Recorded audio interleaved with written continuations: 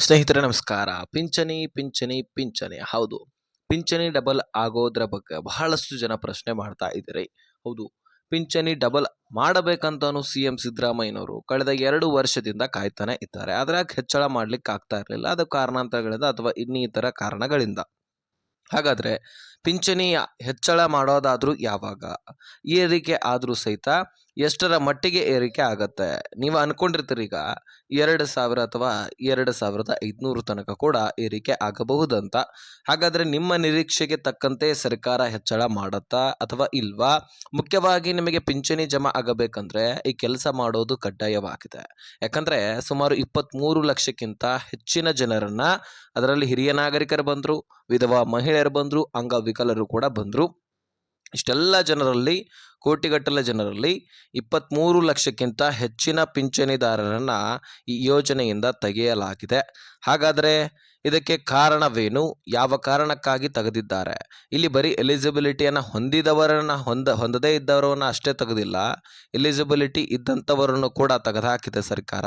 ಇದಕ್ಕೆ ಮೂಲ ಕಾರಣಗಳು ಕೂಡ ಇದ್ದಾವೆ. ಅದನ್ನು ನಾನು ನಿಮಗೆ ಈ ವಿಡಿಯೋದಲ್ಲಿ ತಿಳಿಸಿಕೊಡುವಂತಹ ಪ್ರಯತ್ನ ಮಾಡ್ತೀನಿ. ಸೊ ನೀವು ಈ ಕೆಲಸ ಮಾಡುವುದರ ಮುಖಾಂತರ ನಿಮಗೆ ಪಿಂಚಣಿ ನಿಂತು ಹೋಗಿದ್ರೆ ಮತ್ತೆ ಜಮಾ ಆಗುವ ಹಾಗೆ ಮಾಡ್ಕೊಳ್ಬಹುದು. ಹಾಗಾದ್ರೆ ಬನ್ನಿ ಸ್ನೇಹಿತರೆ, ಇದರ ಬಗ್ಗೆ ಎಲ್ಲವೂ ಕೂಡ ನಾವು ತಿಳಿದು ಹೋಗೋಣ. ಆದಷ್ಟು ವಿಡಿಯೋನ ನೀವು ಕೊನೆವರೆಗೂ ವಾಚ್ ಮಾಡಿ. ಸ್ನೇಹಿತರೆ, ಈ ಪಿಂಚಣಿ ಯೋಜನೆಯಲ್ಲಿ ಹೆಚ್ಚಳ ಆಗುವಂತಹ ಎಲ್ಲ ಲಕ್ಷಣಗಳು ಇದೀಗ ಕಾಣಿಸ್ತಾ ಇದೆ. ಈಗಾಗಲೇ ಬಜೆಟ್ ಮಂಡನೆಯಲ್ಲಂತರೂ ಎಲ್ಲ ಹಿರಿಯ ನಾಗರಿಕರು ಮುಖ್ಯವಾಗಿ ಕಾಯ್ತಾನೆ ಇದ್ರು. ಯಾಕಂದ್ರೆ ಈಗಾಗಲೇ ರಾಜ್ಯ ಸರ್ಕಾರದಲ್ಲಿ ಸಿಎಂ ಸಿದ್ದರಾಮಯ್ಯನವರು ಈಗಾಗಲೇ ಹಿರಿಯ ನಾಗರಿಕರ ಸಭೆಯಲ್ಲಿ ಒಂದು ಸ್ಟೇಟ್ಮೆಂಟ್ ಅನ್ನ ಕೊಡ್ತಾರೆ. ಕಳೆದ 2 ವರ್ಷದಿಂದ ನಾವು ಪಿಂಚಣಿಯನ್ನ ಹೆಚ್ಚಳ ಮಾಡಬೇಕಂತ ಕಾಯ್ತಾ ಇದ್ದೀವಿ, ಆದರೆ ಕಾರಣಾಂತರಗಳಿಂದ ಆಗಿರಲಿಲ್ಲ. ಅದನ್ನು ನಾವು ಇನ್ನು ಮುಂದೆ ಹೆಚ್ಚಳ ಮಾಡ್ತೀವಿ ಎನ್ನುವಂತಹ ಅಪ್ಡೇಟನ್ನು ಕೊಟ್ಟಿದ್ರು. ಹೀಗಾಗಿ ಎಲ್ಲರ ನಿರೀಕ್ಷೆ ಇತ್ತು, ಈ ಬಾರಿ ಬಜೆಟ್ ಮಂಡನೆಯಲ್ಲಿ ಹಿರಿಯ ನಾಗರಿಕರಿಗೆ ಅಥವಾ ಒಟ್ಟಾರೆಯಾಗಿ ಪಿಂಚಣಿದಾರರಿಗೆ ಏನಾದರೂ ಗುಡ್ ನ್ಯೂಸ್ ಸಿಗುತ್ತೆ ಅಂತ. ಇಲ್ಲಿ ರೈತರಿಗಂತೂ ಗುಡ್ ನ್ಯೂಸ್ ಸಿಕ್ತು, ಯಾಕಂದರೆ ಅವರ ಬೆಳೆ ಹಾನಿ ಪರಿಹಾರ ಜಮಾ ಆಗಬೇಕಾಗಿತ್ತು, ಅವ್ರಿಗೆ ಸಿಕ್ಕಿದೆ. ಹಾಗಂತ ಹೇಳ್ಬಿಟ್ಟು ಹಿರಿಯ ನಾಗರಿಕರಿಗೂ ಕೂಡ ಕೊಟ್ಟಂತಹ ಮಾತನ್ನು ಮರಿಬಾರ್ದು. ಅಥವಾ ಪಿಂಚಣಿಯಲ್ಲಿ ಹೆಚ್ಚಳ ಮಾಡ್ತೀವಿ ಅಂತ ಹೇಳಿದ್ರು, ಅದನ್ನು ಮಾಡಬೇಕಾಗಿತ್ತು. ಇದರ ಬಗ್ಗೆ ಸಚಿವೆ ಲಕ್ಷ್ಮೀ ಹೆಬ್ಬಾಳ್ಕರ್ ಅವರು ಕೂಡ ಸಾಕಷ್ಟು ಚರ್ಚೆಯನ್ನು ಮಾಡ್ತಾರೆ ಈ ಬಜೆಟ್ ಮಂಡನೆಗಿಂತ ಮುಂಚೆ. ಅಲ್ಲಿ ಏನು ಮಾತುಕತೆ ಆಯಿತು, ಅದರ ಬಗ್ಗೆ ಏನು ಅಪ್ಡೇಟ್ ಸಿಕ್ಕಿಲ್ಲ, ಆದರೂ ಅವರು ಕೂಡ ಅದನ್ನು ಬಹಿರಂಗಪಡಿಸಿಲ್ಲ. ಆದರೆ ಸದ್ಯಕ್ಕೆ ಹೆಚ್ಚಳ ಮಾಡುವಂತಹ ಎಲ್ಲ ಸಾಧ್ಯತೆಗಳು ಇದ್ದಾವೆ ಎನ್ನುವಂತಹ ಸೂಚನೆಗಳು ಸಿಗ್ತಾ ಇದೆ ಮೂಲಗಳಿಂದ. ಅತಿ ಶೀಘ್ರದಲ್ಲಿ ನಿಮಗೆ ಪಿಂಚಣಿ ಹೆಚ್ಚಳ ಆಗುವಂತಹ ಸಾಧ್ಯತೆ ಇದೆ. ಆದರೆ ಇದೇ ದಿನಾಂಕದಂದು ಈಗಲೇ ಹೆಚ್ಚಳ ಆಗತ್ತೆ ಅಂತ ಹೇಳಿಕ್ಕೆ ಸಾಧ್ಯ ಇಲ್ಲ.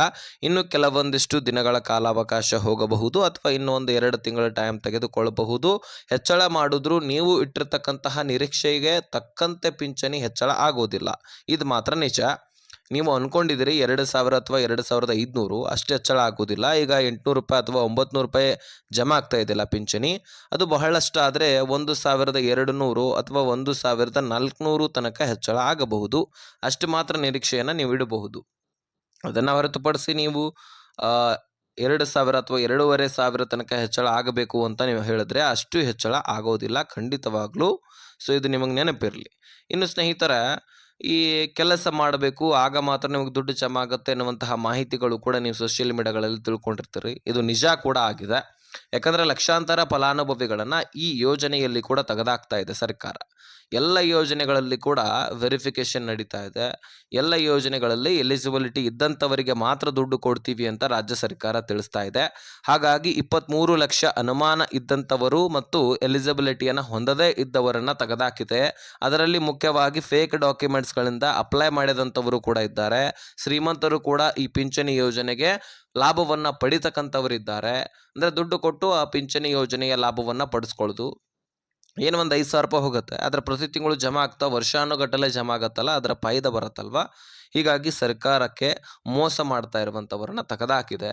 ಅದರಲ್ಲಿ ಈಗ SIR ಪ್ರಕ್ರಿಯೆ ನಡೀತಾ ಇದೆ. ನಿಮಗೆ ಗೊತ್ತಿರಬಹುದು, ಬಾಂಗ್ಲಾದೇಶಿಯ ನುಸುಳುಕೋರರು ನಮ್ಮ ದೇಶದಲ್ಲಿ ವಾಸವಾಗಿರ್ತಕ್ಕಂಥದ್ದು, ಇಲ್ಲಿಯ ವೋಟ್ ಬ್ಯಾಂಕ್ಗೆ ಕಾರಣಕರ್ತರಾಗ್ತಕ್ಕಂಥದ್ದು, ಇದರೆಲ್ಲದರ ಬಗ್ಗೆ SIR ಪ್ರಕ್ರಿಯೆ ಚುನಾವಣೆ ಆಯೋಗ ನಡೆಸಿತ್ತು. ಹಾಗಾಗಿ SIR ಪ್ರಕ್ರಿಯೆಯಲ್ಲಿ ಕೂಡ ಸಾಕಷ್ಟು ಜನ ಅಂಥವರು ಸಿಕ್ಕಿದ್ದಾರೆ, ಬಾಂಗ್ಲಾದೇಶಿಯರು. ಅದರ ಜೊತೆಗೇನೆ ಅದೆಲ್ಲ ವೆರಿಫಿಕೇಷನ್ ಮಾಡುವಾಗ ಮುಖ್ಯವಾಗಿ ವೋಟರ್ ಐಡಿಯನ್ನು ಅಲ್ಲಿ ವೆರಿಫಿಕೇಷನ್ ಮಾಡ್ತಕ್ಕಂಥದ್ದು. ಅದರಲ್ಲಿ ತೀರಿ ಹೋದವರು ಕೂಡ ಇನ್ನೂ ಕೂಡ ಪಿಂಚಣಿಯನ್ನು ಪಡ್ಕೊಳ್ತಾ ಇದ್ದಾರೆ. ಅಂದರೆ ವೋಟರ್ ಐ ಡಿ ಎಲ್ಲ ಕ್ಲಿಯರ್ ಆಗಿ ತಿಳ್ಕೊಳ್ಳುವಂತಹ ಸಂದರ್ಭದಲ್ಲಿ ಇವ್ರು ತೀರಿ ಹೋಗಿದಾರ ಅಥವಾ ಇವರು ಬದುಕಿದಾರ ಇದೆಲ್ಲವೂ ಕೂಡ ವೆರಿಫಿಕೇಶನ್ ಆಗ್ತಿರುತ್ತೆ. ಆ ಒಂದು ಡೀಟೇಲ್ಸನ್ನು ಸರ್ಕಾರ ತೆಗೆದುಕೊಂಡು ಇಂತಹ ಎಲ್ಲ ಯೋಜನೆಗಳಲ್ಲಿ ಕೂಡ ಲಾಭವನ್ನು ಪಡ್ಕೊಳ್ತಾ ಇದ್ದಾರಾ, ಇವರು ಇಲ್ಲ ಅಂದರೂ ಸಹಿತ ಇವ್ರಿಗೆ ಪಿಂಚಣಿ ಹೋಗ್ತಾ ಇದೆಯಾ, ಇವರು ಇಲ್ಲ ಅಂದರೂ ಸಹಿತ ಗೃಹಲಕ್ಷ್ಮಿ ದುಡ್ಡು ಈ ಮುಖ್ಯಸ್ಥಿಗೆ ಹೋಗ್ತಾ ಇದೆಯಾ, ಈ ರೀತಿ ಎಲ್ಲ ಪ್ರಶ್ನೆಗಳಿಗೆ ಉತ್ತರವನ್ನು SIR ಪ್ರಕ್ರಿಯೆಯಿಂದ ಪಡೆದುಕೊಂಡಿದ್ದಾರೆ. ಹೀಗಾಗಿ ಅನುಮಾನ ಬಂದಂಥವ್ರನ್ನು ಕೂಡ ತೆಗೆದಾಕಿದ್ದಾರೆ, ಅದರಲ್ಲಿ ಎಲಿಜಿಬಲ್ ಇದ್ದಂಥವ್ರನ್ನು ಕೂಡ ತೆಗೆದಾಕಿದ್ದಾರೆ. ಸರ್ಕಾರಕ್ಕೆ ಅನುಮಾನ ಬಂದರೆ ಸಾಕು ತೆಗೆದಾಕಿದೆ. ಆದರೆ ಅವ್ರಿಗೆ ಒಂದು ಸೊಲ್ಯೂಷನ್ ಕೊಟ್ಟಿದೆ, ನೀವು ಈ ಕೆಲಸ ಮಾಡಿ ನಿಮಗೆ ದುಡ್ಡು ಜಮಾ ಮಾಡ್ತೀವಿ, ನಿಮಗೇನು ತೊಂದರೆ ಇಲ್ಲ, ನೀವು ಬದುಕಿದ್ರೆ ನಾವು ದುಡ್ಡು ಜಮಾ ಮಾಡೇ ಮಾಡ್ತೀವಿ ಅಂತ ಕೊಡ್ತಾ ಇದೆ ಮಾಹಿತಿಯನ್ನು. ಹಾಗಾದರೆ ನೀವು ಬದುಕಿದ್ರೆ ನಿಮ್ಮ ಲೈಫ್ ಸರ್ಟಿಫಿಕೇಟನ್ನು ಅಥವಾ ನಿಮಗೆ ದುಡ್ಡು ಜಮಾ ಆಗ್ತಾ ಇಲ್ಲ ಅಂದರೆ ನಿಮ್ಮ ಲೈಫ್ ಸರ್ಟಿಫಿಕೇಟು, ಅದಕ್ಕೆ ಜೀವಿತ ಪ್ರಮಾಣ ಪತ್ರ ಅಂತಲೂ ಕೂಡ ಕರಿತೀವಿ ನಾವು.